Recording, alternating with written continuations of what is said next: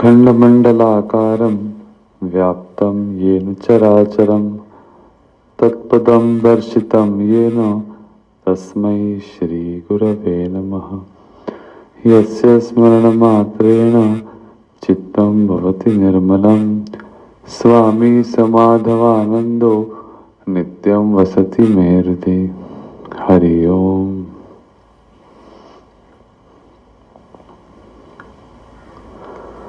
नववा अध्याय चालू आहे।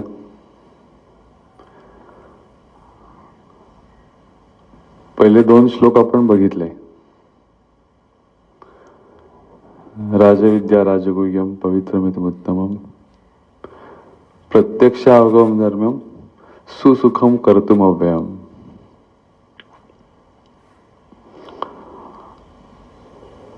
खूप कौतुक करून झालं पहिल्या 2 श्लोकामध्ये की राजविद्या आहे, राजगुह्य आहे, पवित्र आहे, धर्म्य आहे, सुसुखम आहे म्हणजे विशेष सुख देणारी विद्या आहे, प्रत्यक्षावगमम म्हणजे याचा अर्थ प्रत्यक्ष अनुभव तुम्ही त्याचा घेऊ शकता।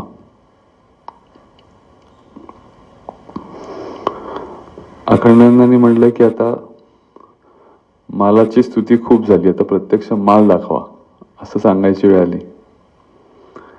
एवढं काय त्या 9व्या अध्यायामध्ये? तर प्रत्यक्ष माल मग दाखवायला जी सुरुवात केली ते हे पुढचे श्लोक आहेत। मया ततमिदं सर्वम 2 श्लोक ओळीने आलेले आहेत आणि ते तत्वज्ञान सांगणारे श्लोक आहेत। श्लोकांचा क्रमांक 4 आणि 5। मया ततमिदं सर्वम जगद व्यक्त मूर्तीनाम मत्सानि सर्वभूतानि न चाहम तेष्वस्थितः। आणि मग पुढे भगवंत म्हणतात नचत मत्सानि भूतानि पश्यमे योगेमेश्वरम भूतवृंदच भूतस्थो ममात्मा भूतभावनः।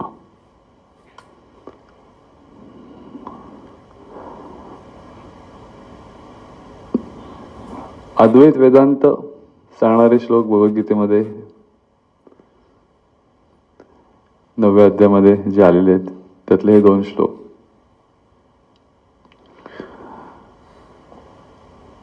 श्लोकाचा अर्थ सुरुवातीला शब्दाच्या माध्यमातून आपण जेव्हा समजून घेतो की मया ततमिदं सर्वम जगत व्यक्त मूर्तीनाम मत्सानि सर्वभूतानि न चाहम तेषु अवस्थितः। की सगळी जी भूतमात्र आहेत जी दिसतात त्याच्यामध्ये मी आहे। मत्सानि सर्वभूतानि पण न चाहम तेषु अवस्थितः, पण मी मात्र त्यांच्यामध्ये नाहीये। असं दुसरा चरण। आणि पहिल्या चरणमध्ये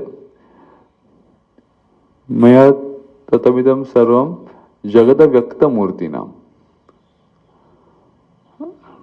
व्याकरणाच्या दृष्टीने सगळं जग जे तुला दिसतंय ते माझ्याकडून व्यापलं गेलेलं आहे। अव्यक्त मूर्ती असा शब्द वापरलाय। जरी जग तुला दिसत असलं तरी म्हणजे व्यक्त झालेलं जग दिसत असलं तरी ते अव्यक्त अशा माझ्याकडून व्यापलं गेलेलं आहे। आणि या सगळ्या भूतमात्रांमध्ये जे काही तुला दिसतंय जगामध्ये वर्ण रूप आकार त्याच्यामध्ये मी आहे, पण माझ्यामध्ये ते नाही आहेत।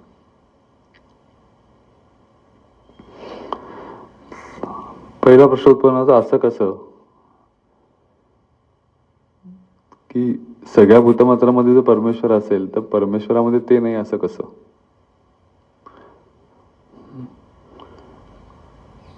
गुडजीफ नावाचे एक मिस्टेक होऊन गेले रशियन प्रांतामध्ये. ते असं नेहमी गमतीत म्हणायचं की आत्मा हा सर्वांच्या मध्ये नसतोच. आत्मा खूप थोड्या लोकांमध्ये असतो. बाकी ते सगळे अनात्मा असतात, जड असतात. खूप कमी लोकांना आपण असं म्हणू शकतो की यांच्यामध्ये आत्मा आहे, बाकीच्या लोकांमध्ये नसतो. म्हणायचा उद्देश असा असतो की आत्मतत्वरूप मी आहे याचा बोध असणारे व्यक्ती खूप कमी असतात. बाकीचे लोक काय देहाच्या अंगाने जन्माला येतात, देहाच्या अंगाने जातात, त्यांचा काही संबंध नसतो. देहाच्या पलीकडे असं काही आहे असं तत्व जाणून घ्यायचा प्रयत्न तर सोडाच. असं काय असू शकतं याचा कुठल्याही प्रकारचा त्यांच्या बुद्धीला कधी स्पर्श पण झालेला नसतो, वैचारिक स्पर्श पण झालेला नसतो. म्हणून गुरुजी असं गमतीने म्हणायचं की जगामध्ये फार कमी लोकांच्या अंगामध्ये आत्मा आहे. अशा अंगाने म्हणायचं का भगवंतांना की सगळ्या भूतमात्रामध्ये मी आहे पण माझ्यामध्ये भूतमात्र नाही? तर असं नाहीये. तर याच्यामध्ये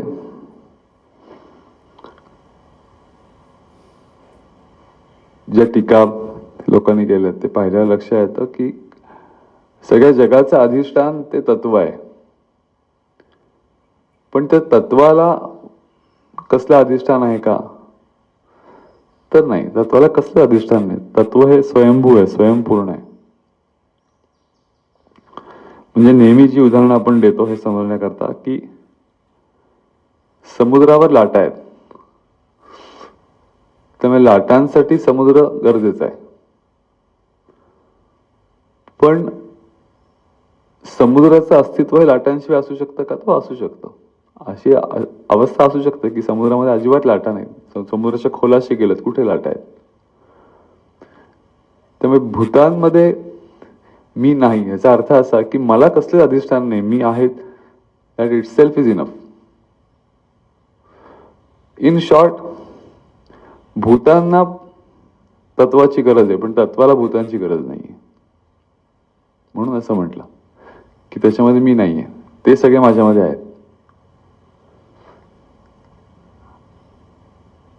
म्हणजे सगळ्या गोष्टींचा लय जरी झाला तरी ते तत्व उरतच, ते मुख्य अधिष्ठान असल्यामुळे. असं पहिलं प्रतिपादन हा श्लोक करतो. आणि मग पुढच्या ह्याच्यामध्ये येतं की नचप मत्सानी भूतानी पश्चिमे योगेश्वरम. आधीच्या ह्याच्या म्हणलं की मत्सानी सर्वभूतानी न चाहम तेषु अवस्थिता. मी सगळ्यांच्या मध्ये आहे, सगळ्यांचा अधिष्ठान मी आहे. आणि लगेचच पुढच्या श्लोकामध्ये म्हणजे मध्ये कुठला एक श्लोक पण नाहीये, कॉन्ट्रडिक्टरी स्टेटमेंट आहे. नचप मत्सानी भूतानी पश्चिमे योगेश्वरम. मला आठवत आहे खूप वर्षापूर्वी चिन्मय मिशन तर्फे गीता पठणाच्या स्पर्धा असतात ना लहान मुलांसाठी, तेव्हा 9वा अध्याय खूप त्यांच्याकडे पॉप्युलर आहे, दिला जातो. आणि माझी मुलगी ती लहान होती, तिला भाग घ्यायचा होता म्हणून आम्ही गेलो आणि अजिबात काही पाठबीट नव्हतं आणि म्हणून 3च दिवस उरले होते. आणि मग रोज आम्ही दिवसभर 9वा अध्याय तेव्हा पाठ करायचा प्रयत्न केला. आणि या 2 श्लोकांमध्ये आल्यावर मुलांना थोडी क्युरिओसिटी असते ना की साधारण काय अर्थ सांगा म्हणजे पटकन पाठ होईल. ते काय पटायचंच नाही की मत्सानी सर्वभूतानी न चाहम तेषु अवस्थित आणि नच मत्सानी भूतानी पश्चिमे योगेश्वर. असं कसं काय? कमॉन ब्रो, म्हणजे आजच्या भाषेत काहीतरी एका गोष्टीवर ठाम राहा. आधी सांगतोयस की सगळ्या भूतांमध्ये मी, आणि मग सांगतोस की नच मत्सानी भूतानी, कोणीच नाही भूतामध्ये, पण मी नाहीये. असं कसं म्हणलंय? पश्चिमे योगम ऐश्वरम असं म्हणलं की पहा माझं योगाचं ऐश्वर तू बघ की कोणामध्ये मी नाही. आणि या 2 बऱ्याच ठिकाणी या 2 श्लोकांवर एकत्रच भाष्य केलेलं आहे. ज्ञानेश्वर महाराजांनी पण एकत्र घेऊन केलेलं आहे. त्याच्यामध्ये हा दुसरा श्लोक आहे, त्याच्यात त्यांनी असं म्हणलं की आमुचा प्रकृती पहिलीकडील भाव, आमचा प्रकृती पहिलीकडील भाव जरी कल्पनेवीण लागसी पाहो, तरी बज माझी भूते हेही वावो, हे मी सर्व म्हणून. की प्रकृतीच्या पलीकडे भाव याचा अर्थ जे आमचं अस्तित्व आहे ते जर सगळ्या कल्पना तुझ्या आहेत त्याच्याविषयीच्या बुद्धीने केलेल्या त्या सगळ्या टाकून तू पाहायला लागलास, तर तुझ्या असं लक्षात येईल की मज माझी भूते हेही वाव, की असं मी म्हंटलो आधीच्या श्लोकामध्ये की माझ्यामध्ये सगळी भूत उत्पन्न होत आहेत, हेही वाव म्हणजे हे पण व्यर्थ आहे. का व्यर्थ आहे? हे मी सर्व म्हणून अद्वैत वेदांत आहे पूर्ण, की मी आहे आणि माझ्या अधिष्ठानावर हे सगळं दिसतंय जग, वर्णरूप आकार, हे म्हणायला म्हणून मी आधी म्हटलं, पण हे म्हणणं पण व्यर्थ आहे, कारण मीच तर फक्त आहे. त्या आनंदमयी मांना हा प्रश्न जेव्हा जेव्हा लोक विचारायचे, त्या भावावस्थेतनं खाली आल्या की काहीतरी मा उपदेश करा, तेव्हा अनेक लोकांनी, हजारो लोकांनी हे वाक्य त्यांच्याकडनं ऐकलेलं आहे की ते काही बोलायच्या नाहीत. आणि बोलायचं नाही म्हणजे असं स्ट्रॅटेजी म्हणून नाही की ते काय बोलणार नाही मी असं म्हणून नाही, त्यांना बोलताच यायचं नाही. आणि मग शेवटी ते एकच वाक्य कसं बसं बोलायचं की वही तो आहे, आणि असं म्हणून परत भावावस्थेत जायच्या की काय बोलू शकत नाही दुसरं, एकच ते तत्व आहे, दुसरं काही नाहीच आहे, काय बोलणार.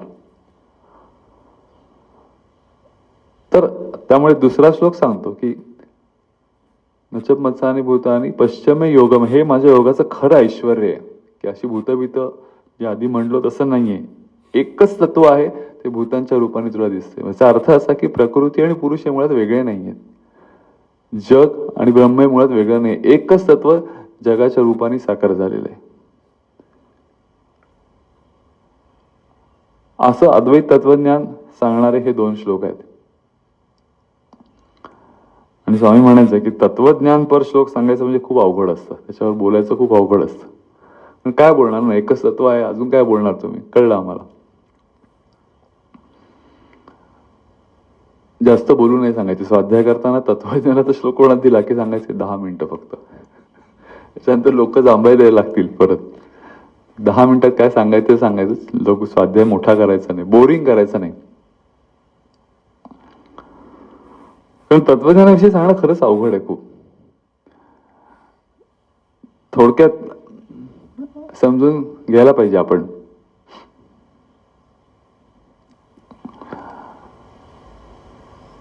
पहिला श्लोक सांगतो की सगळ्या विश्वाला एक तत्वाचा आधार आहे, हे तुम्हाला बौद्धिक पातळीवर करणं फार गरजेचं आहे. की विश्व आहे ते कशाच्या तरी आधारावर ते अस्तित्वात आहे. त्याला आधार अधेयवाद असं म्हणतात.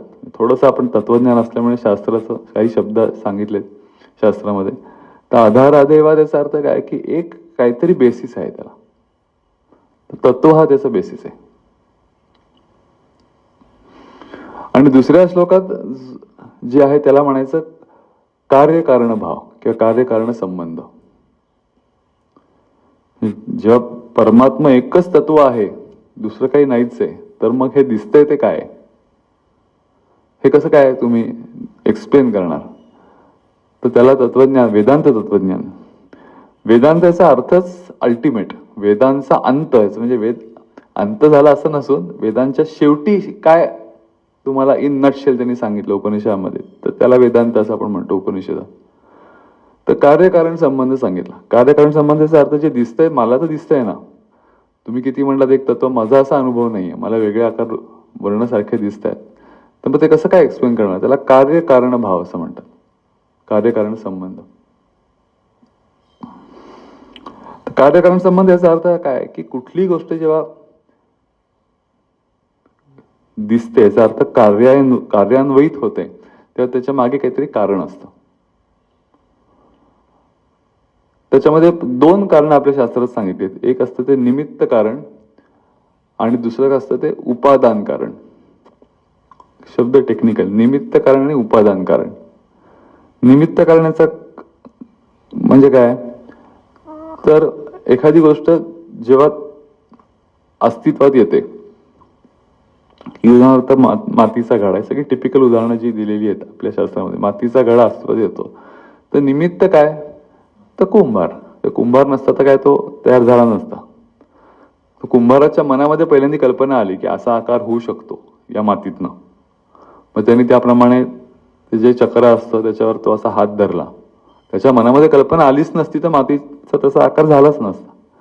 तर त्यांनी पहिल्यांदा व्हिज्युअलाइज केलं की हो मातीचा असा आकार होऊ शकतो. मग त्याप्रमाणे त्यांनी ते मिक्स केलं. मग चक्राचा तसाच पीठ दिला, हाताचा तसा टेकू दिला आणि मग तो आकार आला. म्हणून कुंभार हे त्या घड्याचं निमित्त कारण आहे. आणि दुसरं असतं ते उपादान कारण. उपादान करण्याचा अर्थ माती ही कशाची बनलेली आहे शेवटी, घडा कशाचा बनलेला आहे शेवटी, तर मातीचा बनलेला आहे. तुम्हाला वेगवेगळे आकार जरी त्यांनी तयार केले कुंभारांनी, तरी अल्टिमेटली त्याच्यामध्ये काय तर मातीच आहे. म्हणून माती हे घड्याचं उपादान कारण आहे.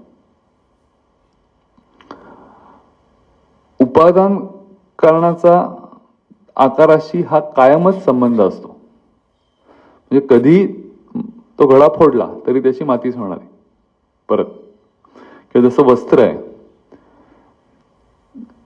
वस्त्र तयार ज्यांनी केलं, जो कोण शिंपी असेल तो ते निमित्त कारण झाला.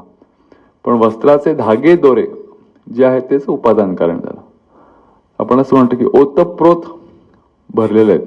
वस्त्र कशाने भरले आहे तर धाग्यांनी. ओतप्रोत तो संस्कृत शब्द आहे. ओतमच प्रोतमच. ओतम म्हणजे उभं आणि प्रोतम म्हणजे आडवं.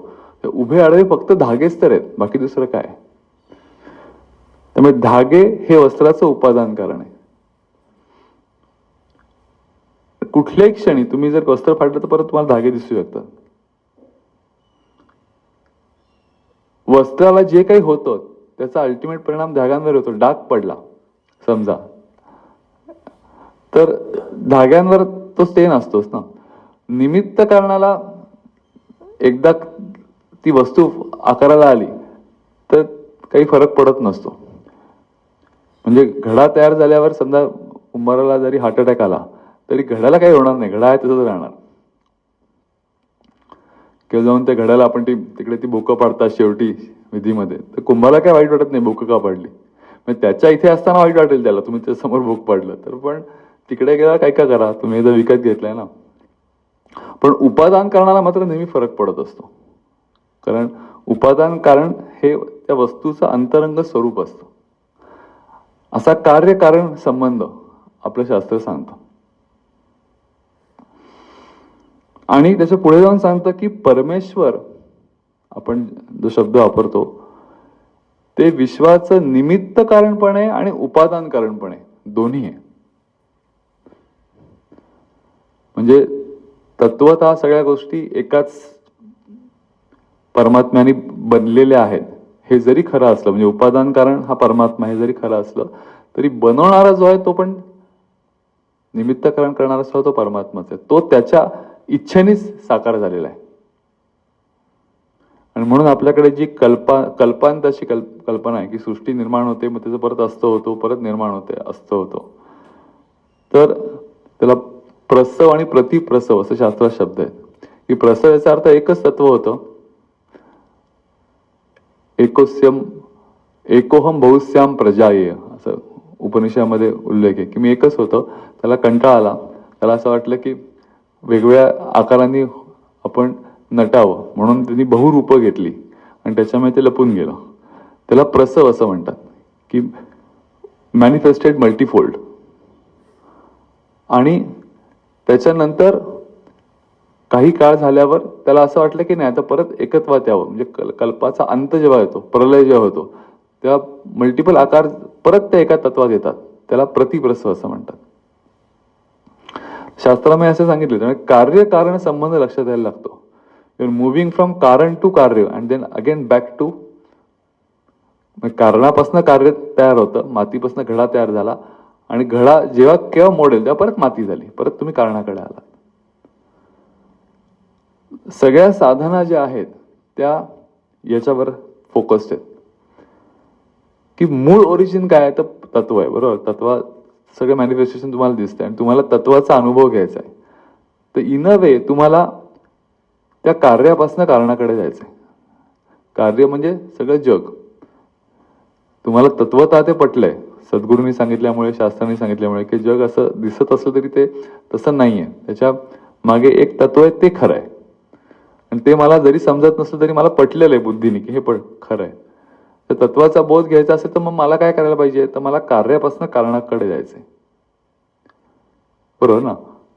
जग हे कार्य आहे आणि त्याच्या मागचं तत्व हे त्याचं कारण आहे.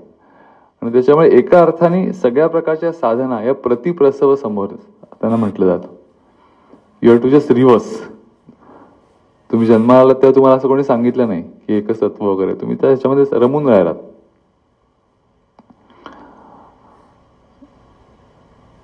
स्वामींनी उदाहरण दिलं होतं की हे कसं असतं, की ते म्हणते सगळ्यात महत्वाची गोष्ट तुम्हाला लक्षात आली पाहिजे की उगमाकडे जायचं असेल तर तो उगम कुठे आहे. तर त्यांनी एक नेहमी दृष्टांत द्यायचे की घंटा जेव्हा वाजते, नीट जर आपण ऐकलं घंटेचा नाद, की ते वाजल्यावर एका प्रकारची व्हायब्रेशन तयार होतात आणि मग ती पसरतात सगळ्या पंचक्रोशीत आणि ती आपल्या कानापर्यंत येतात. तर नादाचा स्रोत कुठे असतो? तुमच्या कानात असतो का? नाही, कानामध्ये ऐकू आलं माझ्या. काही लोकांच्या कानामध्ये घंटा न वाजता सुद्धा काही काही नाद ऐकू येतात, ते वेगळं. तो इंटरनल इयरचा प्रॉब्लेम असतो. टिनिटस असा शब्द आम्ही वापरतो. टिपिकल इंटरनल इयरचे जे पेशंट असतात ते सांगतात की काही बाकी काही आवाज लोकांना येत नसताना आम्हाला कंटिन्युअस आवाज ऐकू येतो. तर ते वेगळं. पण मुळात सोर्स ऑफ साऊंड हा कानात आहे का? तर अजिबात घंटेमध्ये. बरोबर ना? आपण घंटेच्या जवळ गेलो तर लक्षात येतं घंटा व्हायब्रेट होत असते आणि ती व्हायब्रेट जोपर्यंत होत असते तोपर्यंत तो आवाज आपल्याला मंद का विना ऐकू येत असतो. आणि ती व्हायब्रेशन पूर्ण थांबली की तो घंटेचा नाद हा घंटेमध्येच लय पावतो. ज्ञानेश्वर महाराजांनी एक दृष्टांत दिलेला आहे 8व्या अध्यायामध्ये, की घंटेचा नाद जसा घंटेमध्ये लय पावतो तसंच ते तत्व जे आहे ते त्याच्या ओरिजिनल फॉर्म मध्ये जिथे आहे तिथपर्यंत तुम्हाला पोचायला लागतं. त्याच्याकरता सगळ्या साधन आहेत. सो हा प्रवास जो आहे तो कार्यापासून कारणाकडे जायचा प्रवास आहे. थोडस तत्वज्ञान आहे, कितीही जड वाटलं तरी बुद्धीच्या पातळीवर ते समजून घेणं गरजेचं आहे की आपण नक्की काय करतो आहोत. वेगळं तर दिसतंय सगळं. त्याला अजून एक शब्द वापरला तो म्हणजे विवर्त असा शब्द आहे. विवर्तवाद आलाय आपल्या उपनिषदामध्ये. विवर्तवाद याचा अर्थ की आम्हाला आमचा प्रॉब्लेम तोच आहे की आम्हाला सगळं वेगळं दिसतंय. विवर्तवाद. आणि वेगळं का दिसतंय? तर ते आहे म्हणून दिसतंय. ते नसतं तर दिसलं नसतं. वेगवेगळे रंग दिसतात की नाही? दिसतात. इंद्रियांना क्षमता आहेत ओळखण्याच्या. उलट आपल्या डोळ्याला जवळपास 180 ह्यूज ऑफ कलर ओळखता येतात. ह्यूज म्हणजे एका कलरच्या शेड्स. तुम्ही असं कसं म्हणू शकाल त्यामुळे एकच रंग आहे सगळं? नाही, मला 180 ह्यूज आयडेंटिफाय करण्याची क्षमता डोळ्यांना दिलेली आहे. तसंच प्रत्येक इंद्रियांच्या बाबतीत आहे की डिफरन्सिएशन आहे, ते कळतंय मला. म्हणून तर विवर्तवाद आपल्या शास्त्रामध्ये सांगितलंय की वेगवेगळं आहेच ते मुळात. जे माझे जोपर्यंत इंद्रिय माझी कार्यरत आहेत तोपर्यंत variation is always there, will be always there. तर मग रामकृष्ण परमहंसांनी अजून एक शब्द वापरला होता, गुलाबराव महाराजांच्या वाङ्मयात पण तो शब्द खूप आहे, की अध्यस्त विवर्त आणि अनध्यस्त विवर्त. हे काय शब्द आहेत? तर अध्यास याचा अर्थ ऍक्च्युली वेगळं पडणं. अध्यस्त विवर्त याचा अर्थ समथिंग विच डिफरन्शिएट्स. म्हणजे उदाहरणार्थ, सोपं उदाहरण, की आता दिवाळीचा किल्ला असतो, त्याच्यामध्ये चित्र करतात. तर मातीच असते शेवटी, पण ते आकार देतात. मग त्या आकारात वेगवेगळे रंग देऊन ते एक्झॅक्टली तयार करतात. मग शिवाजी होतो, गवळण होते, अजून काय वाघ होतो, सिंह होतो, मावळे होतात. जेव्हा ते रंगकाम पूर्ण होतं तेव्हा ते बघितल्यावर त्या क्षणी तर विसरच पडतो ना की ही माती आहे. शिवाजी महाराजांना वरच बसवायचं एकदम, बाकी वाघ वगैरे गुहेत. सध्या वाघ सगळीकडेच आहेत, फक्त गुहेत नाही आहेत, पण किल्ल्यामध्ये तरी आपण गुहेत दाखवतो काय गवळणखाली गावात. सो हा भाव उत्पन्न जो होतो त्याला अध्यस्त विवर्त असं म्हणतात, की वेगळं पडलं, आमच्या दृष्टीला ते वेगळं दिसायला लागलं आणि म्हणून आम्ही वागताना सुद्धा त्याच्याशी वेगळेपणाने वागायला लागलो. आम्हाला चालत नाही शिवाजी खाली असलेला, कारण आम्हाला वेगळंच दिसतं. शिवाजीमुळे आमच्या मनात वेगळा भाव उत्पन्न होतो. तर रामकृष्ण परमहंस असं म्हणायचं की जेव्हा ही चित्र रंगवलेली नसतात, म्हणजे जस्ट माती ते गोळे करून ठेवले, थोडासा आकार दिलाय, पण ऍक्च्युली पेंटिंग केलेलं नाहीये, अशा वेळेला तुम्हाला कळतंय की हा याच्यातनं वेगळं काहीतरी होणार आहे, याच्यातनं काय गवळण बनणार आहे, पण अजून मला कळतंय की ती मातीच आहे, अजून तो भाव उत्पन्न झालेला नाहीये. तर त्याला त्यांनी शब्द वापरला होता की अनध्यस्त विवर्त. अनध्यस्त विवर्ताचा अर्थ असा की वेगळं आहे खरं, पण तरी सुद्धा मला कळतंय की ते अल्टिमेटली त्याचं मातीच आहे स्वरूप. आणि असं अवतारी पुरुषांच्या बाबतीत म्हणलं जातं की त्यांच्याकडे बघितलं तर अनध्यस्त विवर्ताचा प्रत्यय येतो. म्हणजे ते एकच तत्व आहे आणि ते तत्व माझ्यासाठी हे शरीर धारण करून राहिलेलं आहे, याचा बोध कोणालाही होऊ शकतो. म्हणजे परमेश्वराची आठवण होऊ शकते आपल्या भाषेत. असे जे महात्मे असतात त्यांना अवतार असं म्हणतात. म्हणजे आपल्याकडे बघितल्यास देवाची आठवण होते लोकांना, पण ती वेगळ्या कारणाने होते. ती व्यक्ती देव आहे असं वाटणं, याला अनध्यस्त विवर्त म्हणतात. तर हे थोडेसे टेक्निकल शब्द या श्लोकाच्या अनुषंगाने अनेक भाष्यकारांनी वापरलेत. तर ते वाचताना थोडीशी गडबड होते की काय विवर्तवाद, काय अध्यस्त, ते समजून घेणं गरजेचं आहे. कारण अल्टिमेट ट्रूथ वेदांत तत्वज्ञान एकच सांगतो की एकच तत्व आहे, बाकी दुसरं काहीच नाही. म्हणजे दोन श्लोकांमध्ये का असं परस्पर विरोधी लगेचच मांडणी केलेली आहे, त्याचं दुसरं अजून एक कारण असं आहे की पहिला जो श्लोक आहे की मत्सानी सर्वभूतानी न चाहम तेषु अवस्थिता, ही एक वेगळी भूमिका आहे.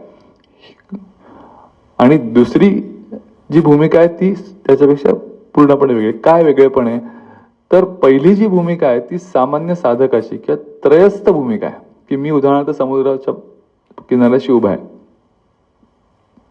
मला दिसतंय की पाणी आहे, खरं तर लाटा आहेत आणि लाटांचं अधिष्ठान समुद्र आहे. मी असं म्हणू शकतो की समुद्र आहे, त्याच्यावर लाटा उत्पन्न होत आहेत, लाटा जरी गेल्या तरी समुद्र असणारच आहे.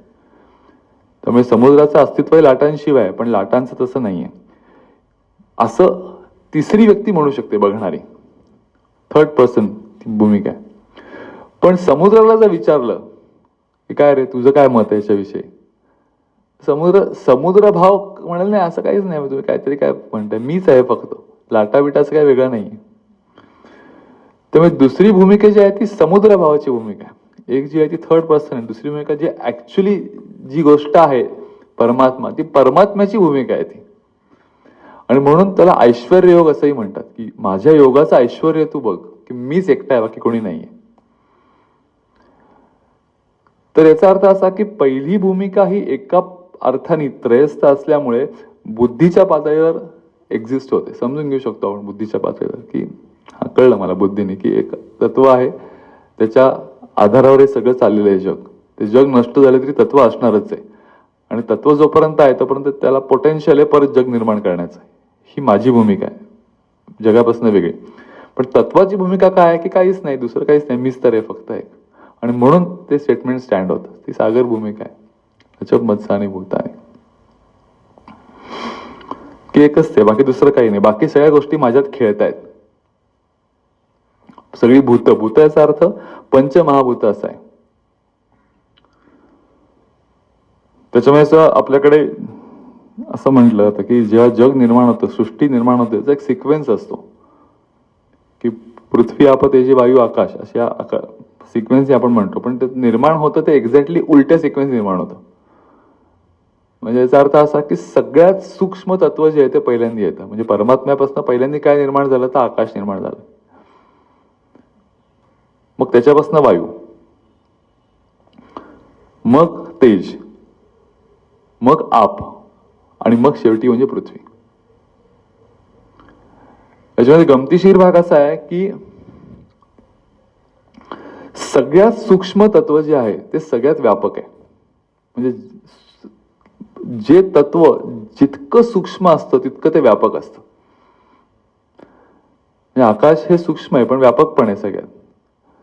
म्हणजे त्याच्यामध्ये सायन्सचा एक भाग मी मध्ये वाचत होतो, त्यांनी सांगितलं की आपण आता आपल्याला माहिती, आपण ॲटॉमिक लेवलला फिजिक्स शिकलेलो आहोत की प्रत्येक याच्यामध्ये काय असतं तर आतमध्ये प्रोटॉन आणि न्यूट्रॉन असतात मध्ये, आणि इलेक्ट्रॉन फिरत असतात भोवती. पार्टिकल्स 3च आहेत फक्त, बरोबर ना. पण तुम्ही जर त्या अणूचा व्हॉल्यूम बघितला की पार्टिकलचं साईज आणि ॲज अगेन्स्ट ज्या कक्षेतनं ते फिरतात त्याचं साईज, त्या कक्षेत दुसरं काहीच नाही आहे त्या पार्टिकलशिवाय, जर इज आकाश, स्पेस. तर त्यांनी असं सांगितलं होतं की त्याचं प्रपोर्शन एवढं आहे, म्हणजे पार्टिकल साईज एवढा छोटा आहे आणि ते फिरतायत, तो स्पेस एवढी मोठी आहे प्रत्येक अणूमध्ये, की उदाहरण म्हणून की एखादा हत्ती आहे समजा, तर हत्तीचे सगळे अणू रेणू शर्यत आहेत त्याच्यामधली समजा स्पेस सगळी काढून टाकली, फक्त अणुरेणू शिल्लक ठेव, स्पेस सगळी काढून घेऊ आपण, आणि अणुरेणू हत्ती तेवढे, तर तो हत्ती सुईच्या नेढ्यातनं पास होऊ शकेल. हे कल्पना करा तुम्ही. म्हणजे एका काडेपेटीत काही हजारो हत्ती मावतील असं याने सांगितलं होतं. हे बुद्धीला किती आपल्याला ऐकायला सुद्धा गंमत वाटते, पण वस्तुस्थिती अशी आहे की स्पेस एवढी मोठी आहे, त्याच्या मनाने पृथ्वी तत्व हे खूपच अल्प आहे, पण दिसताना बरोबर उलट दिसतं. पण दिसणारे जे तत्व ते पृथ्वी तत्व दिसताना स्पेस दिसतंय का, दिसत नाही. पण वस्तुस्थिती अशी आहे की जेवढं तत्व सूक्ष्म आहे तेवढं ते व्यापक आहे. ऑल परवेडिंग तत्वच आहे, दुसरं काही नाही.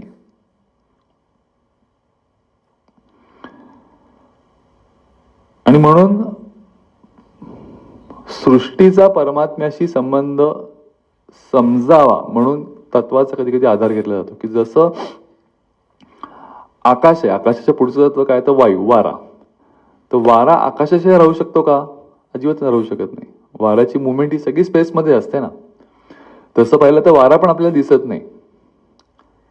वारा, वावटळ, बाकीच्या गोष्टी उडतात त्याच्यामुळे आपल्याला कळतं की इथे वारा आहे, ते काहीतरी प्रवाहित्व आहे. म्हणजे इतर तत्व उडत असतात, पृथ्वी तत्व, आप तत्व हे उडताना दिसतं, तेव्हा आपल्याला इनडायरेक्टली कळतं की ते वारा वाहतोय किंवा वारा जाणवतो. पण तरी सुद्धा वारा हा आकाशाशिवाय संभवत नाही, आकाशाच्या पलीकडे वारा नसतो. सो बाकीची तत्व जी आहेत ती आकाशामध्ये समाविष्ट आहेत, तसंच सगळी भूत ही त्या तत्वामध्ये समाविष्ट झालेली आहेत. तुम्ही वारा काढून घेऊ शकता का आकाशापासून? हो, वायू काढून, आपण निर्वात पोकळी म्हणतो ना. निर्वात पोकळी याचा अर्थ काय की सगळे जे वायू होते त्या ह्याच्यातनं काढून घेतले, म्हणजे उरले ते फक्त पोकळी. That is space without any existence of wind. तर तसंच तत्वाच्या बाबतीत आहे की सगळी पंचमहाभूत जरी काढून घेतली तरी ते तत्व असणारच आहे. पण एक महत्वाची गोष्ट म्हणजे ज्ञानेश्वर महाराजांनी म्हणलंय की आकाशाच्यानी पालवे गाळून घेतले, की तत्व एवढं सूक्ष्म आहे की तुम्ही आकाशाची गाळणी जरी केली तरी त्याच्यातनं ते थ्रू अँड थ्रू जाईल. असं जरी असलं तरी एक महत्वाची गोष्ट, साधनेच्या दृष्टीने महत्वाची गोष्ट, की आकाशाचा जो प्रत्यय आहे, स्पेसचा प्रत्यय जो आहे, तो काही नसणं हा प्रत्यय आहे, बरोबर ना. नुसती स्पेस जे असते ते आपण काय म्हणतो, काहीच नाही याच्यात, बाकीची चार तत्व समजा काहीच नाही नसली तर काय म्हणणार आपण की आकाश आहे. पण आकाश आहे म्हणजे काय, तर काहीच नाही. आकाशाला रंग आहे का, वस्तुता नाहीये. निळा रंग दिसतो तो आकाशाचा रंग नाही, आपल्याला माहिती आहे, सायन्स शिकलोय आपण म्हणतो निळा आकाश आहे, पण स्पेसला स्वतःचा रंग पण नाहीये. पण महत्वाची गोष्ट साधनेमध्ये ही आहे की हा ज्याला शून्यत्ववाद म्हणतात बुद्धांचा, की नथिंगनेस, काहीच नाही, ते आकाशाचं स्वरूप आहे. पण काहीच नाहीये त्या स्पेसमध्ये, हे कळलं कोणाला? फक्त स्पेस आहे पण त्याच्यामध्ये काहीच नाहीये हे कळलं कोणाला? हे ज्याला कळलं तो तर जिवंत असायला पाहिजे ना, काहीतरी जिवंत स्वरूप असायला पाहिजे. त्याला जाणीवेच्या माध्यमातून कळतंय की ते काहीच नाहीये. आणि म्हणून आपल्याकडे ही महत्वाची गोष्ट आहे की परमार्थाचा प्रत्यय जो असतो तो नकारात्मक नाहीये, तो सकारात्मक आहे. म्हणजे काहीतरी आहे विच कॅन सेन्स की काहीच नाहीये स्पेसमध्ये. तर हे जे सेन्सिंग आहे हेच तर जाणीव आहे. जाणीव आहे दुसरं काय, कॉन्शियसनेस म्हणजे दुसरं काय, की आकाशाचा प्रत्यय मी जेव्हा घेतोय तर काहीही नाहीये हे कळणारी कोणतरी एक एंटिटी आहे. ती एंटिटी जाणीवेच्या माध्यमातून समजून घेते की काही नाहीये. आणि म्हणून अल्टिमेट तत्वाचा बोध हा त्या एंटिटी पर्यंत जाणे, आकाशाचा प्रत्यय हा त्याच्या अलीकडचा आहे. शून्यत्ववादाचं खंडन जे केलंय आपल्या सगळ्या शंकराचार्यांपासून ह्याच्या करताच केलेलं आहे. ही शून्यत्वापर्यंत जाणं ही मोठीच गोष्ट आहे, कारण त्याला प्रचंड स्थैर्य आहे. म्हणजे आपल्याकडे दुसरं उदाहरण दिलं जातं की वारा जो आहे तो विकारी आहे ना, वाहतो काहीतरी, काहीतरी थांबतो, काहीतरी जोरांदी येतो, झुळूक येते. तुम्ही तुमच्या मनाची अवस्था ही अशी विकारात्मक आहे, त्यामुळे विकार सगळे तुम्ही थांबवा, शांत बसा. म्हणजे एका प्रकारे तुम्ही त्या आकाश तत्वाकडे जायचा प्रयत्न करत असता, की आकाश तत्व काहीच करत नसतं. वारा नाही वाहतोय म्हणून काही चिडत नाही आकाश, का नाही वाहतेस तू, खूप जरा तर त्याला काहीच फरक पडत नाही, कारण सगळं त्याच्या आतमध्येच घडतंय. त्याच्यामुळे आकाश तत्व सूक्ष्म आहे आणि व्यापक पण आहे, आणि म्हणून ते सर्व समाविष्ट आहे. म्हणून आपण जे म्हणतो की मन व्यापक झालं पाहिजे, तत्वात विलीन झालं पाहिजे, ही खरी गोष्ट आहे. एक स्थैर्य त्या तत्वामध्ये आहे, व्यापकता तत्वामध्ये आहे, पण ती अल्टिमेट नाहीये, एवढंच त्यांना म्हणायचंय. की आकाश तत्व सुद्धा ज्याच्यामधनं जाऊ शकतं थ्रू अँड थ्रू, किंवा जे आकाश तत्वाला सुद्धा जे धरून आहे ते तत्व हे अल्टिमेट आहे. आणि म्हणून साधनेच्या मध्ये बरेच वेळा असं होतं की काहीच नाही असा बोध येतो, की काहीच नाही, आता काही विचार पण थांबलेले आहेत, कुठली भावना नाही, इशारा नाही, काहीच नाही, गोल पण नाही आयुष्यात राहिलेलं. पण तो काहीच नाहीचा जो प्रत्यय आहे तो बरेच वेळा एका प्रकारे रिपल्शन निर्माण करतो साधनेच्या. काहीच नाही तर काय, मग बोरिंग आहे, त्याच्यापेक्षा चालू होतं ते बरं होतं, परत मी हे सगळं सोडून जे आहे तेच करायला लागतो. तर त्यामुळे काहीच नाहीये ही प्री रिक्विजिट आहे ध्यानाची, तिथपर्यंत जायला लागतं. पण त्याच्या पुढे जी रसनिर्मिती आहे परमात्म्याची, त्याच्या नंतर सुरू होणारी गोष्ट आहे. आणि म्हणून तो आधीचा श्लोक सांगतो की सुसुखम, प्रचंड सुख आहे त्या गोष्टीमध्ये, लक्षात ठेवा तुम्ही. काहीच नसण्यामध्ये सुसुखम असू शकतं का, तर नाही, काहीच नसण्यामध्ये सुसुखम असू शकत नाही. सुसुख ही त्याच्या पलीकडची गोष्ट आहे. आणि म्हणून प्रकृती पहिली कडीला भाव असं त्यांनी सांगितलंय, की प्रकृतीच्या पहिली कडील आमचा जो भाव आहे हा तुम्ही लक्षात घ्या. पण हे सगळं तत्वज्ञान जे आहे ते खूप जास्त विचार करायला लागलो की थकवणारं असतं. आपल्याला बुद्धी थकते शेवटी, नको ना जाऊ दे त्याच्यापेक्षा. म्हणून चरणी ठेवी जे माता हेची भले, असं जे सांगितलंय की भाव बळे आकळे एरवी ना कळे, करतळी आवळे तैसा हरी, असं म्हटलंय. की शेवटी तो भाव बळानेच कळतो, ह्याच्या सगळ्याच्या पलीकडे आहे, पण त्याला वश करायची गोष्ट शेवटी भाव तुमचा. भाव याचा अर्थ तो आहे याच्यावर माझी प्रचंड श्रद्धा आहे, भाव बळे आकळे. नाहीतर तो नुसत्या बुद्धीच्या यांनी किती तारे तोडले आपण, हे सगळं आम्हाला कळलंय शास्त्र. तो इतका स्पष्ट करतळी आवळे, म्हणजे हातामध्ये आवळा ठेवलेला जेवढा स्पष्ट माणसाला दिसतो तेवढा स्पष्ट याचा बोध फक्त भावाच्या माध्यमातून होऊ शकतो, असं सांगणारा हा अध्याय. पण थोडस तत्वज्ञान समजणं गरजेचं असतं, कारण तत्वज्ञान याचा अर्थच तत्वाचं ज्ञान असं आहे, शाब्दिक पातळीवर तत्वाचं होणारं ज्ञान. आणि त्याला महत्व डेफिनेटली आहे, कारण शब्द प्रसिद्ध स्मरणगामी असं म्हटलंय समर्थांनी, की तुम्हाला स्मरण करून देतात सारखं त्या गोष्टीचं. आणि म्हणून ते स्मरण करत राहणं गरजेचं असतं, की जोपर्यंत मला बोध होत नाहीये तोपर्यंत तो बोध होण्यासाठी मी काय करायला पाहिजे याची आठवण कोण करून देणार नाही. तर सद्गुरू शब्दांच्या माध्यमातूनच करून देतात ना. अहम आत्मा हे कधीची विसरू नये. परवा आम्ही पावसला गेलो होतो तेव्हा स्वामींच्या अनंत निवासामध्ये सुद्धा लिहिलेलं आहे, जिथे स्वामी 40 वर्ष एका ठिकाणी बसले, ते मागे त्यांनी लिहिलेलं आहे की अहम आत्मा हे कधीची विसरू नये. याचा अर्थ शाब्दिक पातळीवर विसरू नये आहे ना, की अहम आत्मा ह्याचं पहिल्यांदा घोकावंच लागतं तुम्हाला, हे मला विसरायचं नाही अजिबात. त्याच्यामुळे सगळे प्रयत्न बुद्धीच्या पातळीवर करून झाल्यानंतर मग तो आपल्यावर प्रसन्न व्हायची शक्यता असते. ही खूप महत्वाची गोष्ट आहे साधनेमध्ये. कृपा ही त्यांच्यावरच होते की जे प्रयत्नामध्ये ज्या काही गोष्टी करणं शक्य आहे त्या सगळ्या करतात आणि मग शेवटी डोकं टेकतात. तर उलट असू शकत नाही की शेवटी तुझ्याच कृपेने होणार आहे तर मी कशाला प्रयत्न करू, तर नाही होणार. खूप इंटेन्सली तुम्हाला असं वाटायला लागतं की हे जे काय म्हणतायत ही तदाकारता, योगाचं ऐश्वर्य म्हटलंय त्यांनी, की हे माझ्या योगाचं खरं ऐश्वर्य आहे की एकच तत्व आहे याचा बोध झाला पाहिजे. आणि म्हणून इनडायरेक्टली असंही सुचवतात ते की तदाकारता ही योगानेच प्राप्त होणार, ही विचाराने नाही प्राप्त होणार. पहिला जो श्लोक आहे तो विचाराने समजून घेऊ शकतो आपण की एक आधार आहे, सगळे ते वगैरे ठीक आहे. पण दुसऱ्या श्लोकामध्ये त्यांनी क्लिअर कट म्हणले की नच मत्सानी बोलतो आणि पश्चिमे योगम ऐश्वरम. हा ऐश्वर्य योग तुला पाहायचा असेल तर योगाच्या साहाय्यानेच तुला पाहायला लागेल. योग याचा अर्थ कनेक्ट होणं. ते कनेक्ट होणं तुला सतत प्रॅक्टिस करत राहायला लागेल. असा श्लोक आहे. अद्वैत वेदांत भगवद्गीतेमध्ये अनेक ठिकाणी येतो. इथे तो प्रामुख्याने आलेला आहे की एकच तत्व वेगळ्या आकाराने नटलेलं आहे याची आठवण आपल्याला करून देणारा श्लोक. आणि का 9वा अध्याय महत्वाचा आहे, का एवढा ज्ञानेश्वर महाराजांना प्रिय आहे तो अध्याय, याची ग्लिम्स पहिली देणारा श्लोक. म्हणून तो श्लोक आणि त्याच्यावरचं जे ज्ञानेश्वर महाराजांच्या अनेक ओव्या आहेत त्याच्यावरची अल्टिमेट ओवी जी आहे की प्रकृती पहिलीकडे भाव कल्पनेविण लागसी पाहो. कल्पना तुला सोडून द्यायला लागेल हे पाहण्यासाठी. जोपर्यंत तू नुसतं इमॅजिन करतोयस किंवा एक तत्व आहे तर नाही होणार. आणि त्याच्यामुळे माझ्यामध्ये भूत आहेत हे पण तुला कसं व्यर्थ आहे हे फक्त तुला योगाच्या माध्यमातूनच कळू शकेल. त्याच्याकरता साधन आहे. तर विचारांनी एका टप्प्यापर्यंत पोचायचं थोडक्यात. आणि त्याच्यानंतर विचार थांबल्यानंतर काय करायचं तर योग साधायचा आहे. आणि म्हणून प्रक्रिया खूप महत्वाची आहे. रोज आपण करतो ती प्रक्रिया का महत्वाची आहे हे आपल्याला परत उलट फिरून कळतं इथे की शेवटी काय ते तत्वाचा जोपर्यंत अपरोक्ष अनुभव होत नाही तोपर्यंत नुसतंच विचारांनी काय करणार, तुम्ही काहीच करू शकत नाही. तदाकारता प्राप्त करून घेणं हीच आयुष्यातली महत्वाची गोष्ट आहे. श्लोक पाठ करून सुद्धा काही होणार नाही. श्लोक पाठ झाला तर होणार आहे का? तर मग कितीतरी लोक पूर्ण भगवद्गीता पाठ करतात. त्यांच्यापैकी कोणी तदाकार झालं तुम्ही पाहिलंय का? पाहिलं असेल तर सांगा. म्हणजे तसं होत नाही.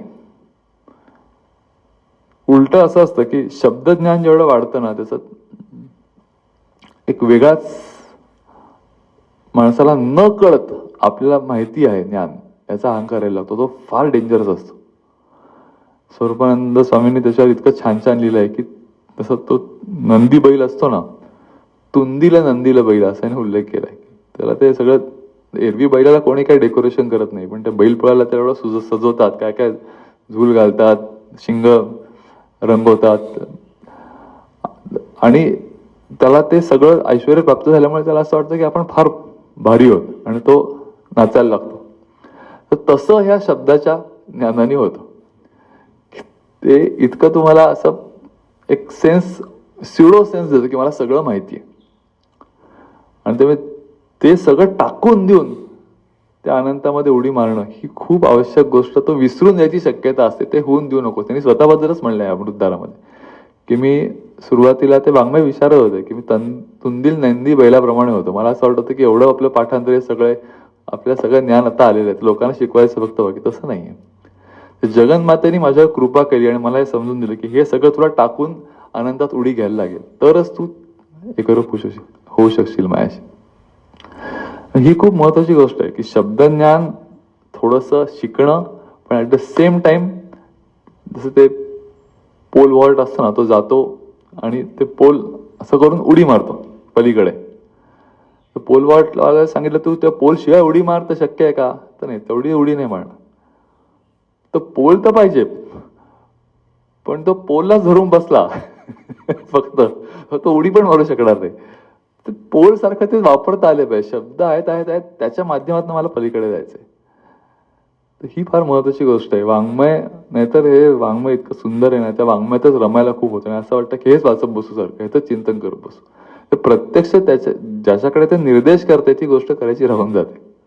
तसं नाही झालं पाहिजे. म्हणून आपल्या संप्रदायात सुद्धा अभ्यास हा प्रधान आहे. योगाभ्यास ही प्रधान गोष्ट आहे आणि स्वाध्याय त्याला पूरक आहे. खूप वेळा असं व्हायची शक्यता असते की स्वाध्यायालाच लोक अभ्यास समजतात. स्वाध्यायाचा अर्थ वाचन करणे, त्याच्यावर अजून काय नोट्स तयार करणे, ते लोकांना सांगणे वगैरे. ही गोष्ट आवडायला लागते आणि खूप जेव्हा ती तुम्हाला लक्षात राहायला लागते, यायला लागते. तर हे काही खरं गरजेचं नाहीये तसं पाहिलं तर. कारण तुम्हाला फक्त स्मरण व्हायला पाहिजे ही गोष्ट करायची. याच्याकरता स्वाध्याय सपोर्टिव्ह आहे खूप. त्यामुळे अनेक असे संत झाले की जे पूर्ण अडाणी होते. काही त्यांना शब्द कुठलेही येत नव्हते पण तरी त्यांनी अशा अवस्था गाठल्या होत्या की ज्या कुठलाही विद्वान कधी गाठू शकणार नाही. त्यामुळे ही गोष्ट फार लक्षात राहायला पाहिजे. ज्ञानेश्वरांनी तो धोक्याचा कंदीलच दिलाय की एक वेळ अडाणी लोकांच्या मागे तो लागत नाही. नवल अहंकाराचे गोटी न लगे अज्ञानापाठी, सज्ञानाचे झोंबे कंठी, नाना संकटे नाचवी, असं म्हटलंय की तो अज्ञानाच्या पाठीमध्ये तो लागत नाही, पण सज्ञान जो असतो त्याला तो इतका उलटा पालटा करून पाडून टाकतो. सज्ञान या अर्थाने, शब्द या अर्थाने. त्यामुळे अभ्यास करायला पाहिजे, पण सगळ्यात महत्वाची गोष्ट त्यांनी जे सांगितली ती साधना, योगाची साधना ही रोज करणं महत्वाचं आहे. त्याच्याशिवाय हा जो ऐश्वर्य योग आहे हे समजणं शक्य नाही. हरिओम. बोला पुंडलिक वरदा हरी विठ्ठल. श्री ज्ञानदेव तुकाराम पंढरीनाथ महाराज.